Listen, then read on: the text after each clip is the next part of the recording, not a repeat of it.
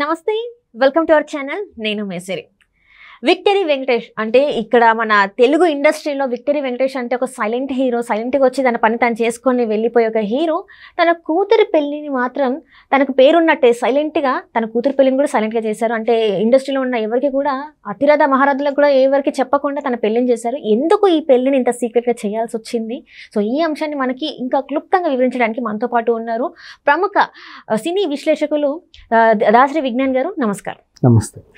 ఇప్పుడు చూస్తే విక్టరీ వెంకటేష్ మనకి అంటే తెలుగు సినిమా ఇండస్ట్రీలో వన్ ఆఫ్ ద పిల్లర్ అని చెప్పుకోవచ్చు. సో కొంచెం పెద్ద స్టార్స్ అంటే విక్టరీ వెంకటేష్ గారి పేరు వినిపిస్తుంది. సో అలాంటి ఒక స్టార్ ఇమేజ్ ఉన్న అంటే వాళ్ళది ప్రొడక్షన్స్ చూడొచ్చు, వాళ్ళ ఫాదర్ గురించి చూడొచ్చు.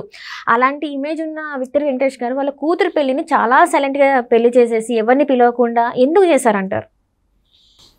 ఇండస్ట్రీలో వెల్ డిసిప్లిన్డ్ ఫ్యామిలీస్లో మన మోహన్ బాబు గారి ఫ్యామిలీ చెప్పుకోవచ్చు. అంటే వాళ్ళు చాలా స్ట్రిక్ట్గా ఉంటారు. ఆ స్ట్రిక్ట్నెస్ కొంతమందికి ఇబ్బంది కలిగి బయటకు వచ్చి కొంచెం ఏదో చేస్తారు, కానీ దే ఆర్ వెల్ డిసిప్లిన్డ్ పీపులే. అంటే వాళ్ళ తరఫున ప్రకారంగా ఇప్పుడు షూటింగ్ కూడా 8 గంటలకి 7 గంటలకి విత్ మేకప్ ఉండాలి. కొంచెం పాత తరం మనుషుల్లాగానే రూల్స్ రెగ్యులేషన్స్ బాగా పెడతారు, స్ట్రిక్ట్గా ఉంటారు. కొంతమందికి అది కామెడీ అనిపిస్తుంది, కొంతమంది స్ట్రిక్ట్నెస్ బాగానే ఫాలో అవుతారు. కానీ డిసిప్లిన్ అయితే మాత్రం 100% ఉన్న ఫ్యామిలీ అది. నెక్స్ట్ అలాగే మన Akkineni family well disciplined family. వాళ్ళ పిల్లలు కానీ వాళ్ళు కానీ ఆ స్టూడియో మెయింటెనెన్స్ కానీ ఎవ్రీథింగ్ కూడా ఒక ఆర్గనైజ్డ్ సిస్టమ్ లాగా చాలా డీసెంట్గా నీట్గా ఇంప్లిమెంట్ చేసుకొని పద్ధతిగా ఉంటారు. అఫ్కోర్స్ వాళ్ళ మధ్యలో చిన్న చిన్న గొడవలైనా ఏమైనా రూమర్స్ వచ్చినా విడిపోవడాలు ఇట్లాంటివి ఏమైనా అయినా వాళ్ళకి అనవసరం అది. But disciplined. ఇంకా చెప్పాలంటే ఇప్పుడు అన్నపూర్ణ బ్యానర్ పైన వాళ్ళ ఎన్ని కష్టాల్లో ఉన్నా కొత్త వాళ్ళని ఎంకరేజ్ చేస్తూనే ఉంటారు. కొత్త వాళ్ళని సినిమాలు తీస్తారు, సీరియల్స్ తీస్తారు, ప్రొడ్యూస్ చేస్తూ ఉంటారు. అండ్ అక్కడ ఇంకా ఫిలిం స్కూల్ రన్ అవుతానే ఉంది. సో ఇట్లా ఎప్పుడు కొత్త వాళ్ళని ఎంకరేజ్, వాళ్ళ ఇంట్లో 2 హీరోలు ఉన్నా కూడా కొత్త వాళ్ళ మీద ఈ సినిమాలు తీసే మంచి గుణం ఉన్నటువంటి ఫ్యామిలీ అది. దాని గురించి అంటే ఎంత చెప్పినా తక్కువే. నెక్స్ట్ అలాగే అల్లు అర్జున్ ఫ్యామిలీ. అల్లు అరవింద్ గారు కూడా మంచిగా డీసెంట్గా అన్ని ఇంప్లిమెంట్ చేసుకొని వాళ్ళ తండ్రి తరఫున ఇప్పుడు మంచి స్టూడియోలు కట్టి వాళ్ళ అబ్బాయి కూడా నెక్స్ట్ దాన్ని ఇంప్లిమెంట్ చేస్తున్నాడు. మధ్యలో రెండో అబ్బాయికి కొన్ని హిట్స్ లేవు, బట్ ఇట్స్ ఓకే. వాళ్ళ family well organised and disciplined family. అలాగే మన మహేష్ బాబు వాళ్ళ ఫ్యామిలీ ఎలాగైతే ఫుల్ డిసిప్లిన్డ్ ఫ్యామిలీయో సేమ్ మన దగ్గుపాటి గారి ఫ్యామిలీ కూడా అంతే. రామానాయుడు గారి ఫ్యామిలీ. రామనాయుడు గారు కూడా ఎంత డిసిప్లిన్డ్. ఆయన ప్రొడ్యూసర్ అయినప్పటికీ సినిమా షూటింగ్ లో క్యాప్ పెట్టుకొని వచ్చి చూస్తూ ఉంటాడు ఏం జరుగుతుంది ఎలా జరుగుతుందని. అంత డిసిప్లిన్ వాళ్ళకి. ఆ చిన్న అబ్బాయి మీద ఆ మధ్యకాలంలో ఏదో చిన్న ఎలిగేషన్స్ వచ్చినప్పటికీ ఇట్స్ ఓకే, పర్లేదు. అంటే ఎక్కువ హంగు ఆర్భాటాలు ఇవన్నీ కూడా బయట బాగా చెప్పుకోరు అనమాట వీళ్ళు. ఇంకా వీళ్ళందరిలోనూ వెంకటేష్ గారి ఫ్యామిలీ అయితే ఇంకా డీసెంట్. వాళ్ళు చెబితే తప్ప ఇది అని ఎవరికి ఏమీ తెలియదు, అంత డీసెంట్ ఫ్యామిలీ. ఆ ఇల్లు కూడా ఎంత డీసెంట్గా ఉంటుందంటే బయటికి ఏం తెలియదు. మన ఇక్కడ మణికొండలోనే ఆ డాలర్ హిల్స్లో ఇటువైపు నుంచి ఎంట్రన్స్ ఉంటుంది. ఇట్లా పైకి వెళ్ళి ఎటెటో తిరిగితే ఆ పైన ఎక్కడో ఇల్లు ఉంటుంది. అక్కడ ఏం జరిగాయి కూడా బయటికి తెలియదు.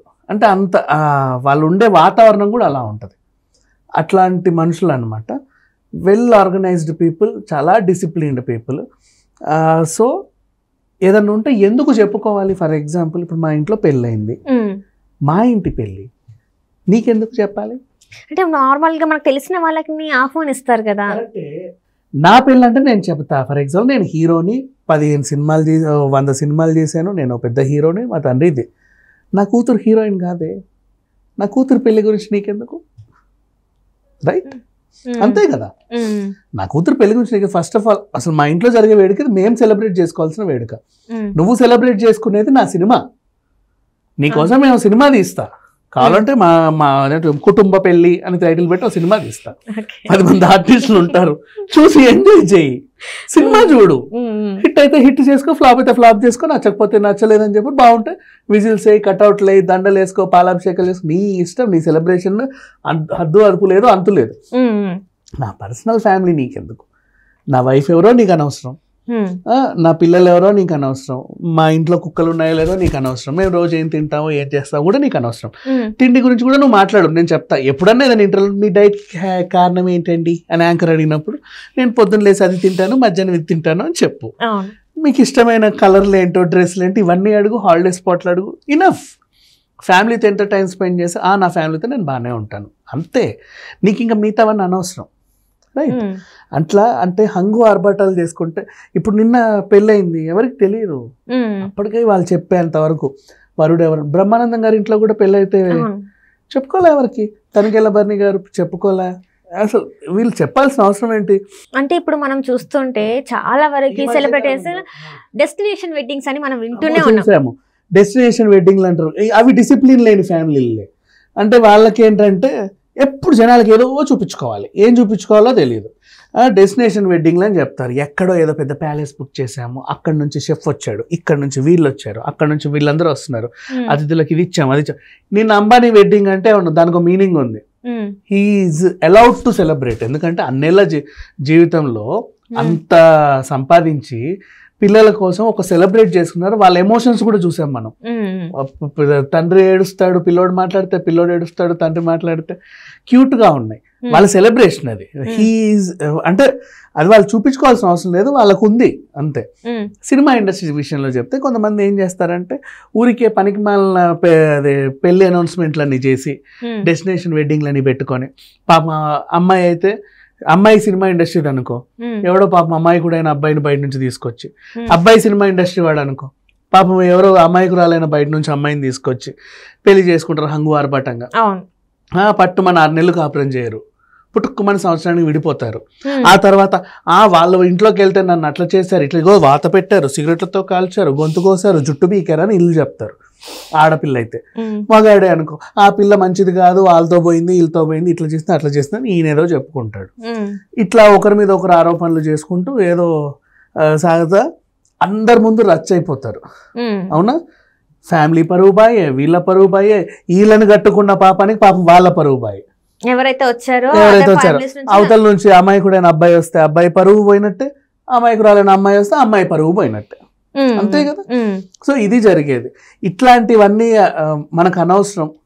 మన ఇంట్లో వ్యవహారం మనం చూసుకుందాం. అంటే హంగు ఆర్భాటం లేకుండా, ఎవరికి చెప్పాల్సిన అవసరం లేకుండా కుటుంబ సభ్యుల మధ్యనే ఈ పెళ్లి జరగాలని వాళ్ళు ముందే అనుకున్నారంటారా? చుట్టాలని కూడా, వాళ్ళకి సంబంధించినటువంటి ఆప్తులు, ఆత్మీయులు అంతే. అందరెందుకు, అవసరం ఏముంది? వాళ్ళకి ఇవ్వాలి, సెలబ్రేషన్ గా విందు అందరికి ఏర్పాటు చేయాలని వాళ్ళకి అనిపిస్తే గ్రాండ్ గా హోటల్లో రిసెప్షన్ ఏర్పాటు చేసి అందరికి పిలుస్తారు, అందరూ తినేసి ఆశీర్వదించి పోతారు. అది వేరే విషయం. అవసరం లేదు వీళ్ళకి చెప్పుకోవాల్సినంత అవసరం. అంటే ఇలాంటి వెడ్డింగ్స్ ని వాళ్ళు ప్రోత్సహించట్లేదు. సో ఏది ఎలా చేసుకోవాలో సాంప్రదాయబద్ధంగా అలా చేసుకుంటేనే మంచిదని చెప్తున్నట్టు చూసుకోవచ్చు. మరి ట్రూ. వెంకటేష్ గారి సినిమాలు కూడా డీసెంట్ గా షూటింగ్ చేసుకుంటాయి, సైలెంట్ గా అవుతా ఉంటాయి. రానా సినిమాలు కూడా అంతే, డీసెంట్ గా అవుతాయి. వాళ్ళ ఫ్యామిలీకి డీసెన్సీకి అలవాటు పడింది ఎప్పటి నుంచో, రామనాయుడు తరం దగ్గర నుంచే. People are well disciplined, well educated కూడా, అండ్ సేమ్ వెల్ ఎడ్యుకేటెడ్, చదువులోనూ అంతే. సో డీసెంట్లీగా ఉంటారు. వాళ్ళకి డిగ్రీ పట్టా వచ్చినా మనకు అనవసరం, వాళ్ళు సెలబ్రేట్ చేసుకుంటారు. పెళ్ళి అయినా, పెళ్లి చూపులైనా, బర్త్డేస్ అయినా, వాట్ ఎవర్ ఇట్ ఈస్, వాళ్ళు సెలబ్రేట్ చేసుకుంటారు. వాళ్ళకే అంకితమా ఆ సెలబ్రేషన్ అనేది. ఊరందరూ తెలియాల్సిన అవసరం ఏం లేదు. ఆ సెలబ్రేషన్ అందరూ పంచాల్సిన అవసరం లేదు, అది మొత్తం వాళ్ళే అనుభవించాలి. వాళ్ళది బహిర్గతం చేయాల్సిన అవసరం లేదు. సో వెరీ డీసెంట్గా కూతురు పెళ్లి చేశాడు వెంకటేష్. రైట్. అంటే వెంకటేష్ గారు ఎంత సాఫ్ట్ గా ఉంటారు, పెళ్లి కూడా అంత సాఫ్ట్ గా నెమ్మదిగా జరిగిందని అనుకోవాలి.